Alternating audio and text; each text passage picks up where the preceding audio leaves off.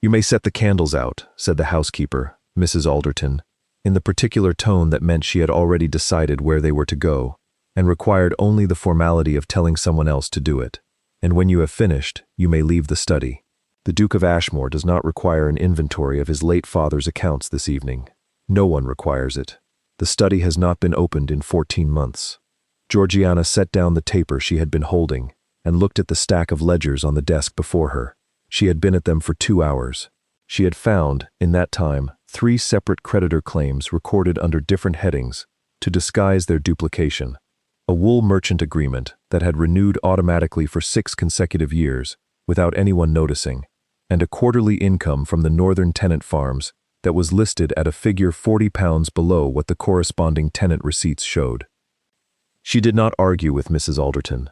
She picked up her candle, noted the page in the uppermost ledger with a strip of ribbon, and carried her findings back to the small room beside the linen cupboard that had been assigned to her as a private space, which was to say that it was the only room in Ashmore Park that no one else wanted.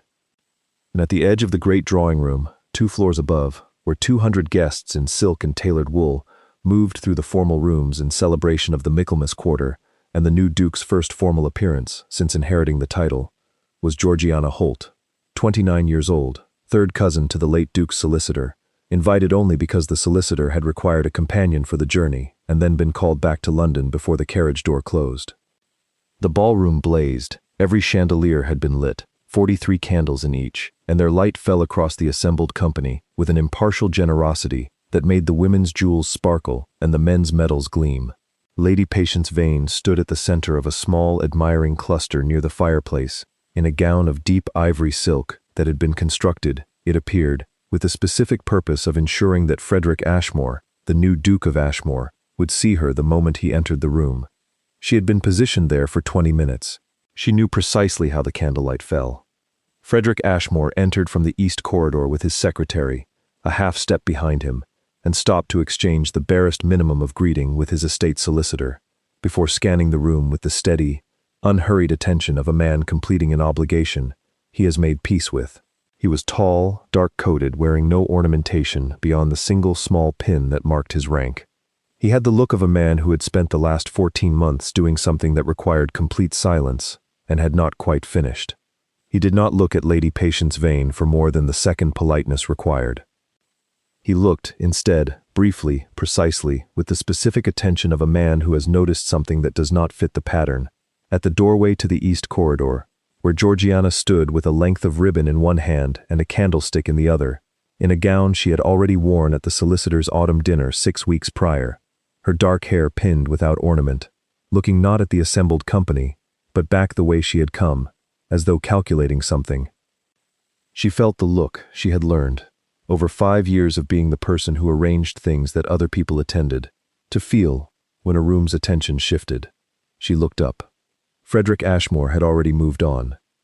But he had not, she would understand later, stopped thinking about what he had seen.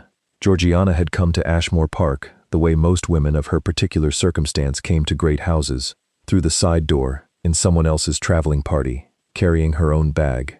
Her father, Thomas Holt, had been a man of modest property and immodest ambitions, and when he died in the winter of her 24th year, he had left behind a mortgaged estate, 7 unresolved creditor claims, and a younger brother named Roland, who had arrived within the week to assess what might be salvageable. Roland Holt was not a cruel man. He was simply a man who had never been required to consider anyone's interests other than his own, and who had therefore never developed the habit. He had looked at the estate accounts, which were a serious mess, and then looked at Georgiana, who understood them, and made the only calculation available to him. She would stay, she would manage the accounts, she would negotiate with the creditors, and oversee the tenant rents, and correspond with the wool merchants, and keep the household staff from leaving, all of which she had been doing unofficially for the last 2 years of her father's illness. She would do these things, Roland explained, because she had no other place to go, and the estate had no money to pay anyone capable of doing them, and those 2 facts together constituted what he apparently considered a satisfactory arrangement. He did not offer her a salary. He offered her the continued occupation of her bedroom and 3 meals daily, which he seemed to feel was generous. She had stood in the morning room and listened to this proposal with her hands folded in front of her and her spine very straight. And then she had said, clearly and without heat, that she would require one additional condition, which was that every agreement she entered into on the estate's behalf would be documented in writing with her name as the managing party. Roland had looked at her as though she had asked for the moon. She had not moved. He had agreed, because it cost him nothing, and he needed her that morning more than she needed him. It was the one decision in that dreadful winter that she would never regret. For 5 years she had managed Holt House with the methodical precision of a woman who had understood, very early, that no one was coming to do it for her. She reduced the creditor debt from 7 claims to 2 in the first 18 months by negotiating structured repayments and, in one case, by demonstrating to a creditor that he had been charging compound interest on a simple interest agreement and had been doing so for 11 years, which rather changed the conversation. She renegotiated the wool merchant contract in the 2nd year, adding a clause that tied the renewal to quarterly review rather than automatic extension, saving the estate £42 in the first year alone. She had developed, by necessity, a particular skill with numbers, not merely the adding of columns but the reading of them, the way a physician reads a patient's face, looking for what the figures said when they were set beside what they were supposed to say. There had been one morning in the 3rd year when Roland had arrived home from a fortnight in London, having promised the south pasture to a neighboring landlord in exchange for a debt cancellation that did not, in fact, apply to the estate at all. The debt was Roland's personal obligation. He had used the estate's land to discharge it. Georgiana had sat with the 2 documents for a long time. Then she had walked to the neighboring landlord's house herself, which was 3 miles, because she did not wish to put the matter in a letter.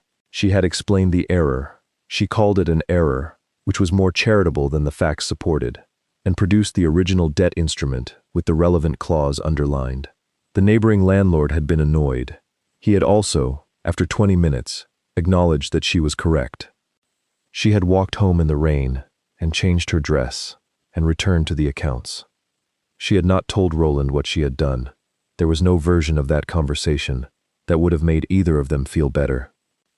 There had been a teacher once, a Miss Portman, who had run the small lending library in the village and had occasionally allowed Georgiana the use of her back room to read, who had told her, when she was 16, that she had a mind that deserved better than it was likely to get. Georgiana had written this down in a small notebook, not as a consolation, but as a fact to return to on difficult mornings, of which there had been many.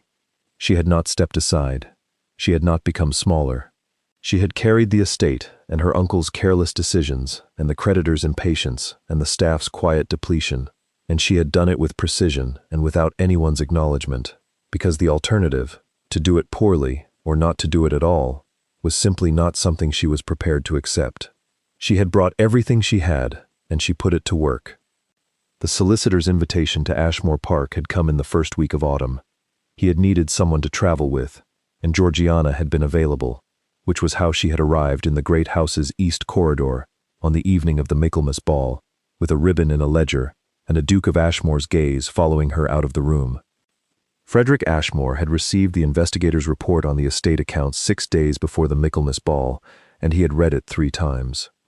He had inherited the dukedom from his father, the late Duke, 14 months ago, and what he had inherited alongside the title and the lands and the London townhouse was a financial situation that his father's secretary had described as complex, which was the word people used when they meant alarming.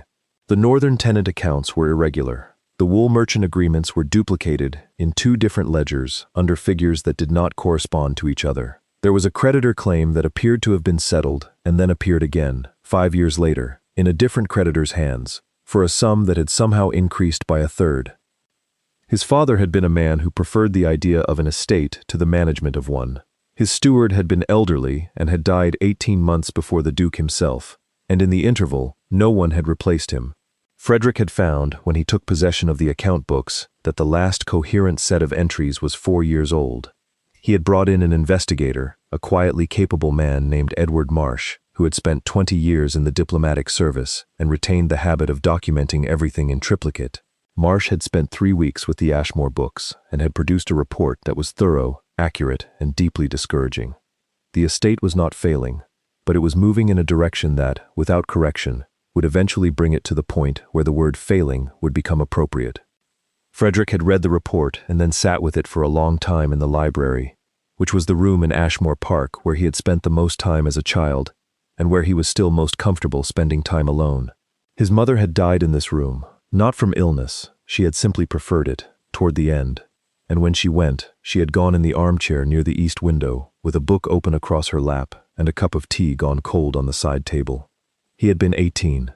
The room smelled of old paper and beeswax, and very faintly of the lavender water she had preferred, and 14 years later it still did, and he was not certain whether that was because the smell persisted, or because he remembered it so precisely that his mind supplied it.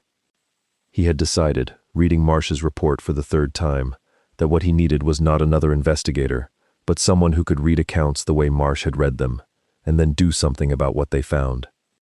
He had not known, attending the Michaelmas ball because he was obligated to, and because Marsh had suggested that 30 days of isolation in the library was beginning to have a visible effect on his aspect, that the person he had spent 6 days trying to identify would be standing in the east corridor with a candlestick and a strip of ribbon and the particular expression of someone who had just found something in a ledger that was not supposed to be there. He had not been certain, in that first moment of looking, what precisely he had seen. He knew what it was not. It was not the practiced availability of Lady Patience Vane, whose positioning in the room had been as deliberate as a move in chess. It was not the social ease of the assembled company, who moved through the evening like a mechanism kept in good repair. It was something else, a quality of attention directed inward toward a problem, rather than outward toward the room, the expression of a person completing work. He had gone on to greet his estate solicitor and drink 1 glass of wine, and speak with 14 people, and remember almost nothing any of them had said. The next morning, he had asked Mrs. Alderton, very quietly, who had been in the late Duke's study the night before.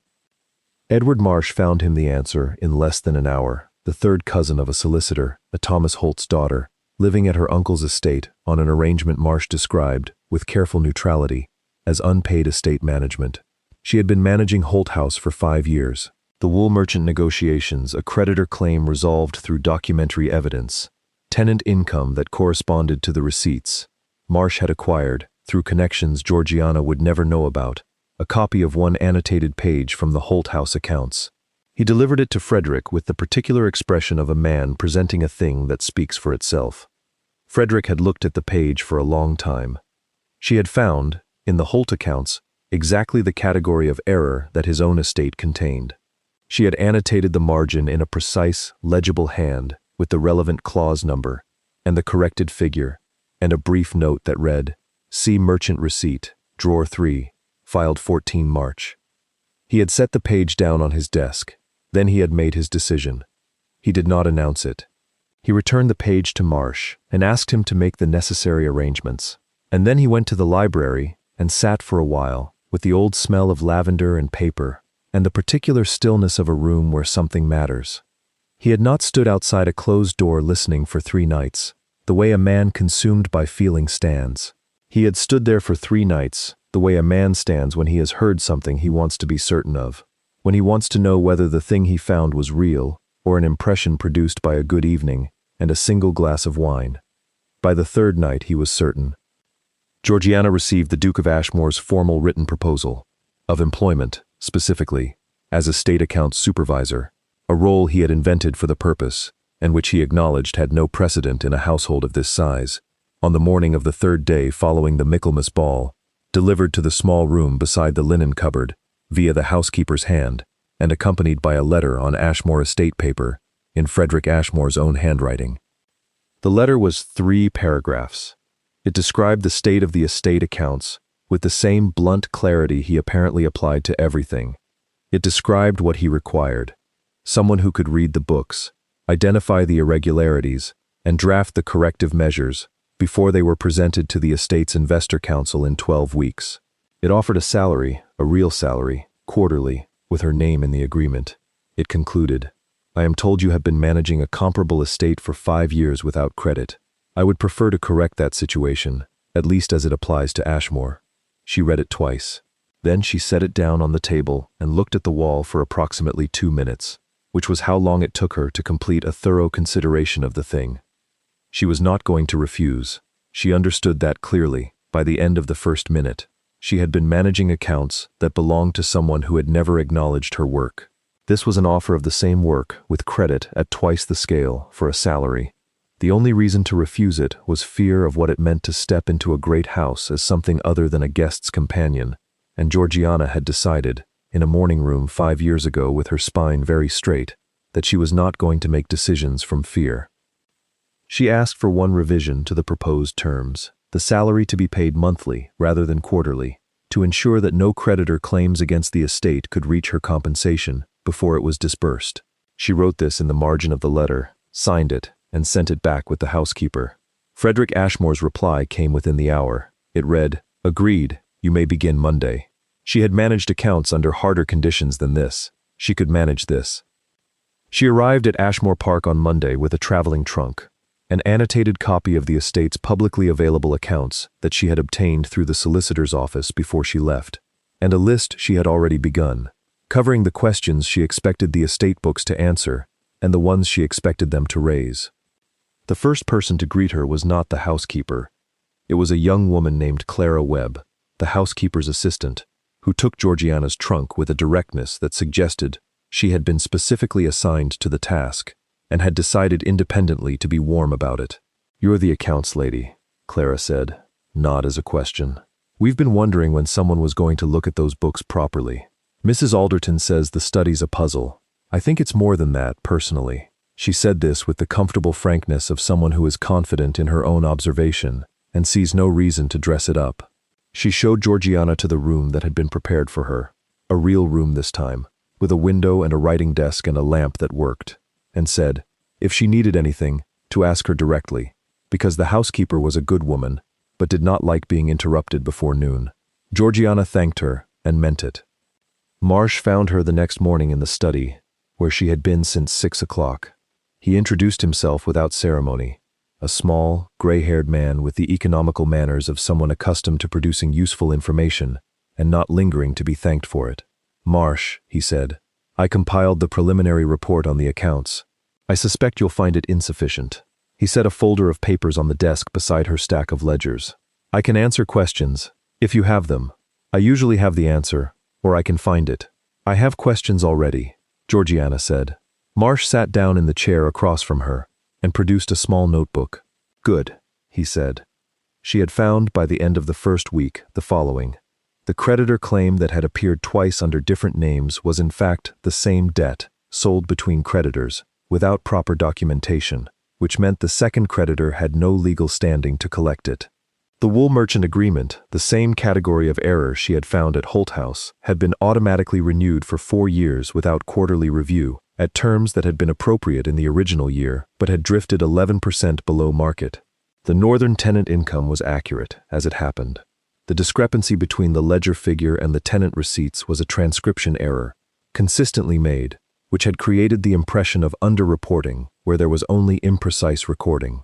But the Southfield agreements, which she had not been expecting to examine until the second week, contained something she had not anticipated.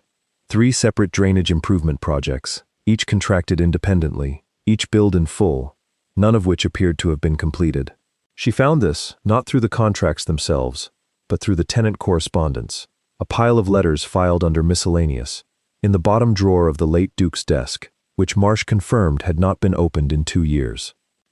She brought the letters to Frederick Ashmore's study on a Thursday afternoon, because she had decided that the appropriate time to raise something of this magnitude was not by letter but in person.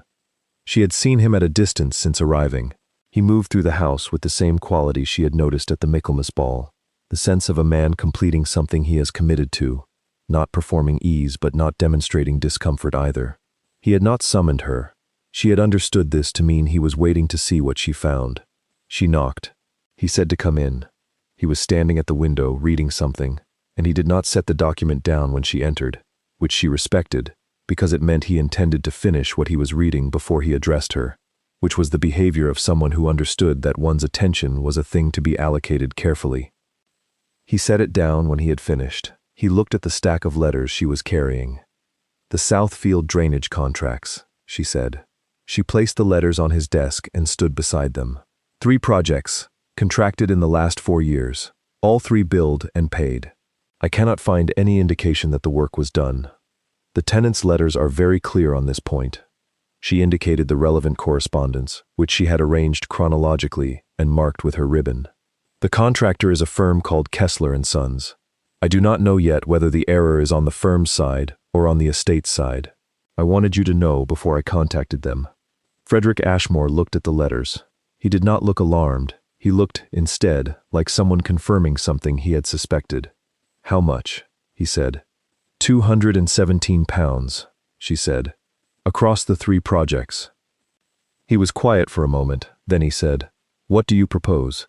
She told him, a letter to the firm requesting the project completion records, and in parallel, a visit to the Southfield with the tenant, whose last letter was most specific, to establish what had actually been done on the ground.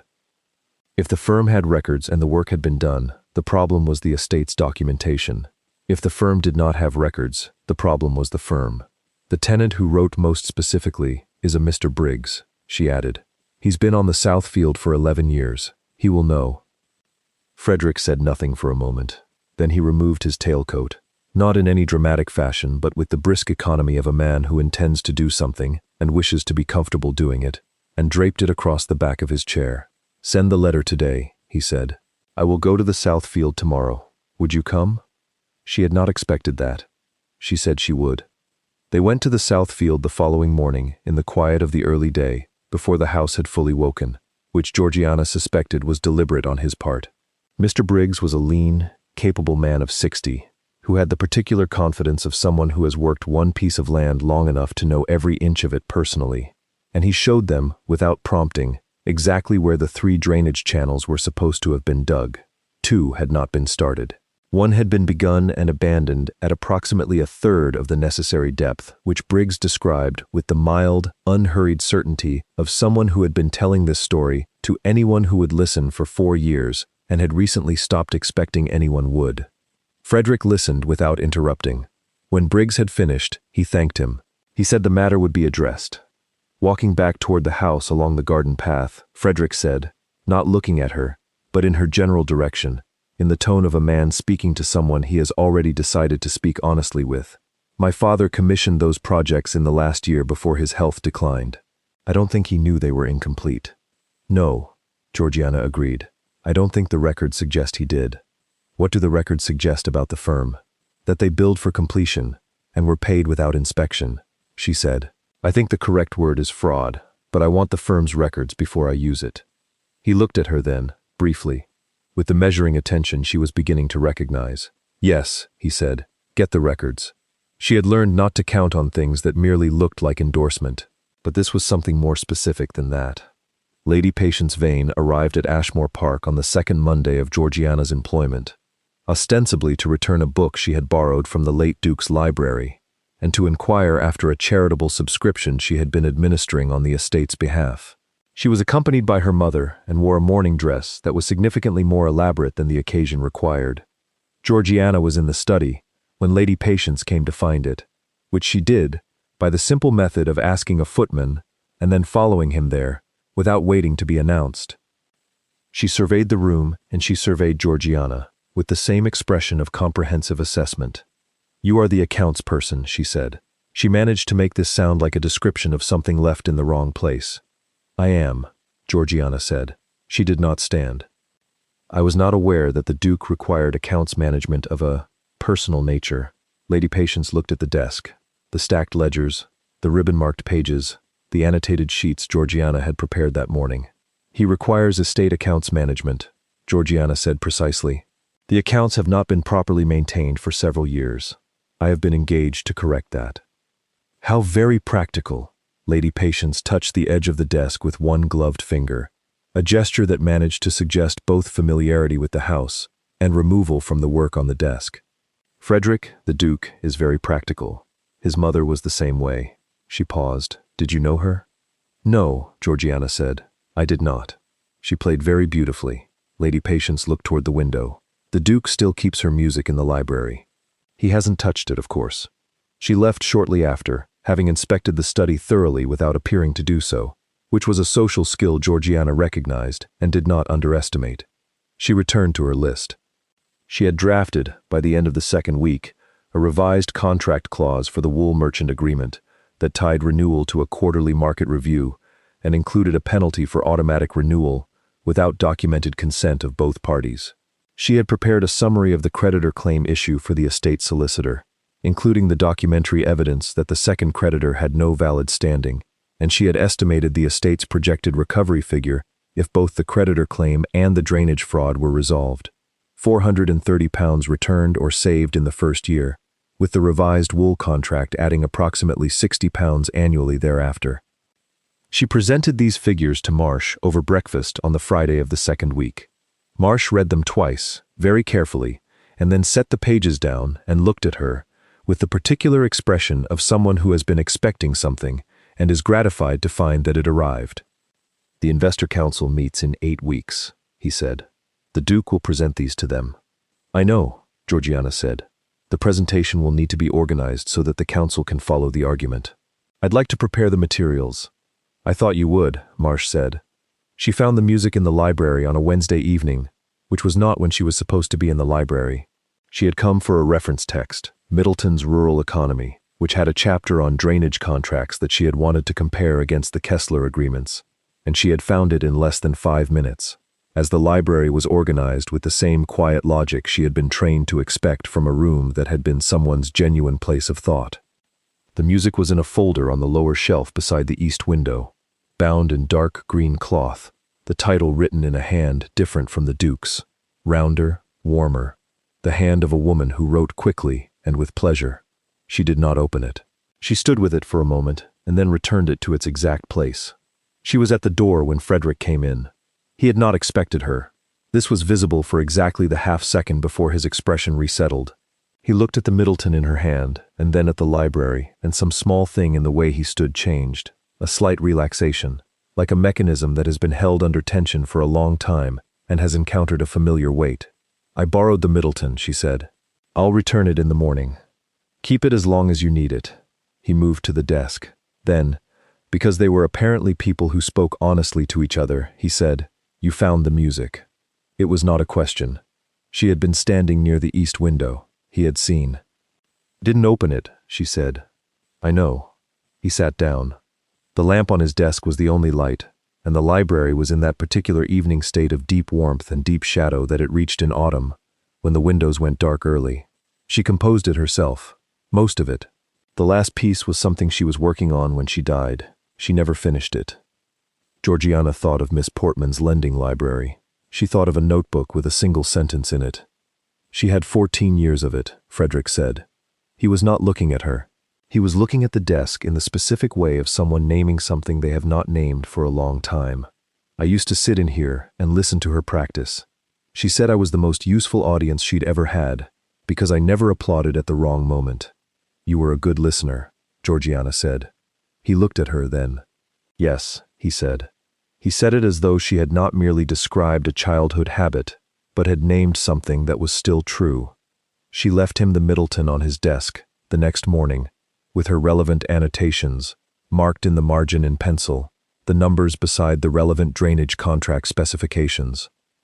He came to the study that afternoon, while she was working, and set a cup of tea on the corner of her desk without interrupting her concentration, which was the first time in 5 years anyone had brought her tea while she was working, and she pressed one hand briefly against the edge of the desk, and then went on. He noticed that the cravat she had observed him wearing incorrectly for 3 days, slightly off-center at the knot, by perhaps a 1/4 inch, enough to be barely visible, but enough to be wrong, was still the same on Friday morning, when she passed him in the corridor. She stopped. "Your cravat has been crooked," she said, "for the better part of 3 days." He went very still. "I beg your pardon?" "The knot is off-center," she indicated with one finger, not touching, the relevant 1/4 inch. "I should have said something earlier. I wasn't certain whether it was intentional." "It is not intentional," he said, with the particular dryness of a man receiving an observation he has no defense against. She straightened it. One brief, practical touch, gloves on, hands withdrawn, It took 4 seconds. She walked on. He stood in the corridor for a moment longer than necessary. He came to find her in the study that same evening, when the house had gone quiet and the accounts were spread across the desk in the order she intended for the council presentation. He looked at the materials for a moment without speaking, and she watched him read the sequence of them, the timeline of the creditor issue, the annotated merchant contract, the drainage fraud summary, the projected recovery figures, and she could see him following the argument the same way she had built it, step by step, each piece placing the next. "You built this so they cannot misread it," he said. "I built it so they cannot claim to misread it," she said. "Those are different problems." He looked at her. There was something in the look that was not the measuring attention of the first night, something that had settled past measurement into a different territory entirely. "Yes," he said, "I see the difference." He stayed for another 40 minutes. They went through the materials together, and he asked precise questions, and she answered them, and at some point, she stopped thinking of it as a professional review and started thinking of it as a conversation, which was something she had not had in a long time. The Investor Council met at Ashmore Park on the second Friday of November, 11 weeks after Georgiana's arrival. There were 7 members, including the Duke's father's oldest friend and creditor, a Lord Whitmore, of a certain stern age, who had made his money in wool, and his position through the careful management of other men's obligations to him. He had known the late Duke for 40 years. He had expected, arriving at Ashmore Park for this council meeting, to review a politely assembled summary of problems and to agree, with measured sorrow, on a consolidation plan that would give him rather more control over the estate's finances than he currently had. He had not expected Georgiana. She was introduced, by Frederick, as the estate's accounts supervisor, in a voice that did not editorialize the title, or preface it, or apologize for it. The 7 men of the Investor Council looked at her with 7 variations of the same expression. Lord Whitmore said, "I was not aware the Duke required a supervisor of this type." "You are aware now," Frederick said. He looked at Georgiana. "Please proceed." She stood at the head of the council table, where the materials she had prepared were laid out in sequence: the timeline, the annotated contracts, the correspondence, the creditor documentation, the drainage fraud evidence, the recovery projections. She had a copy of every document she referenced. She had also, this morning, added one additional item, a 1-page comparison between the estate's actual recoverable income over the last 3 years and the figure that had been presented in the last council summary, which showed a discrepancy of £312, which had been produced not by error, but by a specific accounting choice that Lord Whitmore's own representative had recommended. She presented the creditor issue first. She walked the council through the documentary chain: the original claim, the sale, the second creditor's registration, the relevant statute that governed debt transfer, the clause that the second creditor had failed to satisfy. She did not argue. She placed the documents in the relevant order and described what they showed. The council was quiet. Lord Whitmore said, "The debt is a legitimate obligation." "The original debt was a legitimate obligation," Georgiana said. "The transfer was not properly executed. I have the statute here." She placed the reference page at his end of the table. The specific clause is marked. He read it. He said nothing. She moved to the wool merchant contract. She explained the automatic renewal mechanism, the clause she had drafted to replace it, the projected savings. She explained the drainage fraud, the 3 contracts, the tenant correspondence, the Southfield inspection with the Duke and Mr. Briggs, the absence of completion records. She laid the contractor's billing documents beside the tenant letters and the inspection notes, and asked the council to draw its own conclusion, which they did in a silence that was not comfortable. Then she placed the 1-page comparison on the table. Lord Whitmore looked at it for a long time. "That figure," he said finally, indicating the £312 discrepancy, "reflects a standard accounting method recommended by my representative." "It reflects an accounting choice," Georgiana said. "It is not a standard method. I have 3 contemporary references here, showing the standard method, and the figures it produces, for comparison." She placed them. He looked at them. He was a man who had built 40 years of authority on knowing when a document said something he did not want it to say. She watched him read what these documents said. The person being overlooked in any room, Georgiana had learned, was often the person keeping the room standing. The chamber did not erupt.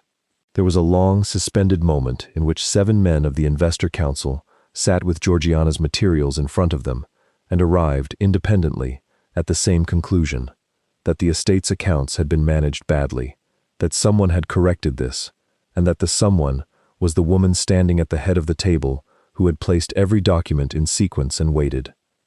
One of the council members, a younger man named Hale, who had said nothing until this moment, looked at the recovery projections and said, £430 in the first year, not counting the contractor recovery? Conservative estimate, Georgiana said. The contractor recovery depends on litigation, which I have not included. Hale nodded slowly. Frederick had been seated at the far end of the table. He had not spoken since the opening introduction. Lord Whitmore set down the comparison page. He looked at Frederick. You intend to continue this arrangement? I intend to, Frederick said. He was looking at Georgiana with the particular stillness of a man who has held something carefully for a long time and has decided he will go on holding it. The arrangement is one of the better decisions I have made. Lord Whitmore said nothing. He looked at the table. He looked at the documents. He was a man of 73 who had built his position by being right about most things, and he was sitting with the specific discomfort of a man who has been shown, clearly and without drama, that he was wrong about this one. He said, after a moment, the annotated contract clause, the quarterly review mechanism. He indicated the merchant agreement revision. I'd like to see it applied to the other supplier agreements as well. It already has been, Georgiana said. Drafted copies are in the folder at your right. He opened the folder. He read. He did not praise her. He did not apologize. He read the clauses she had drafted with the careful attention of a man who recognizes sound work and is not comfortable pretending otherwise. And when he had finished, he set the folder down and said, to Frederick, she knows what she's doing. Yes, Frederick said, she does. When the council concluded, with the creditor claim to be formally disputed, the contractor fraud referred for legal remedy, the merchant contract revision approved, and the recovery projections accepted as the estate's working financial basis going forward, and the investors had filed out to the afternoon drawing room for their tea, Frederick remained behind. He walked to the head of the table, where Georgiana was gathering the documents back into their folders in precise order, and he stood beside her desk. She continued organizing the papers. The £312 discrepancy, he said. You knew Whitmore's representative had recommended that accounting method. Yes, she said. When did you find it? The first week. He was quiet for a moment. You waited. I needed the contractor evidence as well, she said. 1 irregularity can be called an error. 3 is a pattern. I wanted the council to see the pattern. He stood without speaking for a moment. Then he did something she did not expect. He extended his hand. She looked at it for 1 second. Then she took it. A clean, brief pressure, her gloved hand in his, which was not gloved. Thank you, he said. It was the simplest sentence he had spoken to her, and it was the one that cost him the most. She picked up her folders and went out.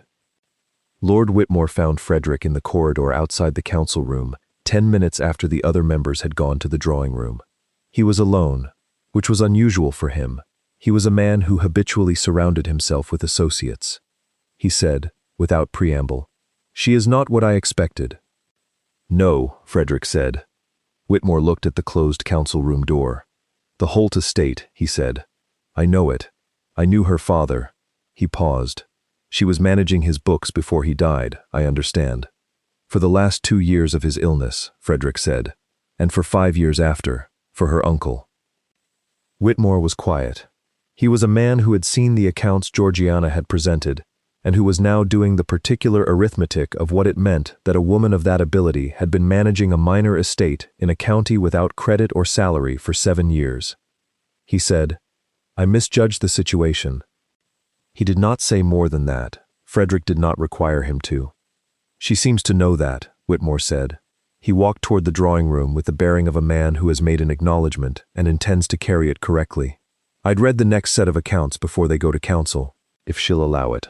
I think, Frederick said, that she will require it. Whitmore allowed himself, for one brief moment, something that was close to appreciation. Then he went on. The formal proposal came first, as these things did. Practical, structured, necessary.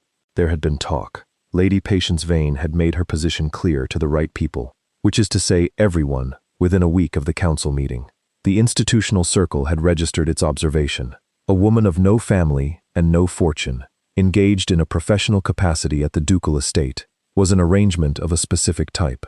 There were conversations in drawing rooms that Georgiana did not hear and did not need to hear, because she had understood from the beginning that this was the machinery her world operated by, and she had never required its approval to function. Frederick made the formal proposal in the presence of his estate solicitor in Marsh, which was the expedient version, the one that answered the talk and satisfied the machinery. He was clear and direct. He described the reasons in practical terms. He described the arrangement he was proposing. He asked for her answer. She said she would consider it.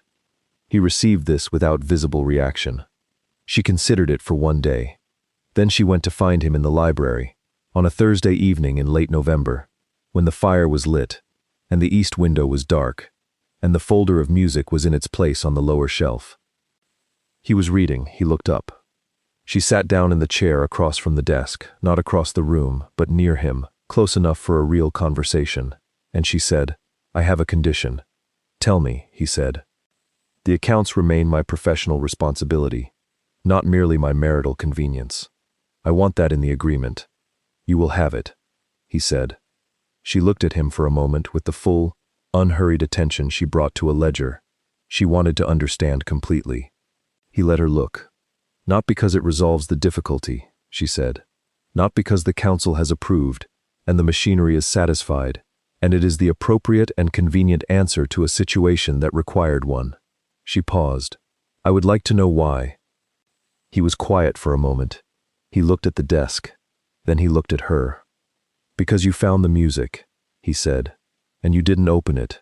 Because you told me the cravat had been wrong for 3 days, and then corrected it, and walked away. Because you built the council presentation so they couldn't claim to misread it, and you knew the difference between that and simply building it clearly. Because you have been doing extraordinary work for 7 years in rooms where no one was watching." He paused. "Because I have been in rooms where no one was watching for 14 years, and I would rather not be, anymore." It was not a pretty speech. It was precise. She sat with it for a moment. The fire made its small sounds. The east window reflected the lamplight back at them. "Yes," she said. He looked at her. "Yes," she said again, simply, with the finality of a woman who has thought about something completely and arrived at the only answer the evidence supports. He crossed the room and went down on one knee, not because ceremony required it, because no one was watching, and no one required it of him. And he took her hand, and she felt the warmth of it, which was not a glove. They were married at the Ashmore Estate Chapel in December, in the presence of the Investor Council, the household staff, Marsh, Clara Webb, and Lord Whitmore, who stood in the third row and said nothing at all, which was his version of acknowledgement. Lady Patience Vane sent a polite and entirely appropriate card of congratulation. She had understood, after the council meeting, that the situation had reorganized itself into a shape in which she did not appear. She was not destroyed by this.